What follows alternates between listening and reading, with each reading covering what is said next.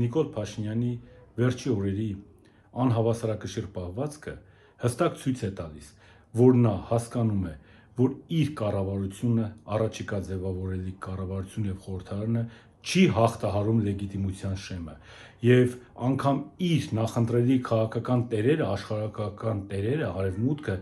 իրեն այն աջակցությունը չի կարող ցույց տալ, որը ինքը ակնկալում է։ Ուստի Նիկոլ Փաշինյանը հասկանում է, որ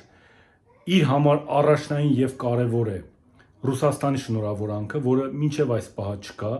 եւ չմոռանանք ընկերներ, որը շատ-շատերի աչքից հեռու է մնացել, Նիկոլին չի շնորհավորել նաեւ Սի Ցզինպինը։ Հիշեցնեմ, որ եռաբևեռ աշխարհը այլևս փաստ է եւ առաջիկայում եռաբևեռ աշխարհի գլխին կանգնած տերերը լինելու են Ռուսաստանը, Ամերիկան եւ Չինաստանը։ Ուստի Սի Ցզինպինի շնորհավորանքը այս համատեքստում ել ավելի կարեւոր է, քան եվրոպական մանդր տարբեր երկրների, որոնք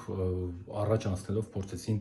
այսպես կոչված Նիկոլի ջրաղացին ջուր լցնել, սակայն Նիկոլ Փաշինյան, դու չես ունենալու լեգիտիմ կառավարություն, անգամ եթե սահմանադրության միջոցով դու գնաս փոփոխությունների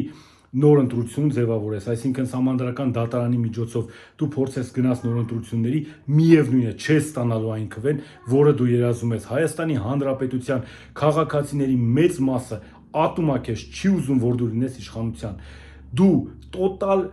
ընտրախախտումներով, վարչական ռեսուրսով մի կերպ ծերը ծերին հասցրեցիր,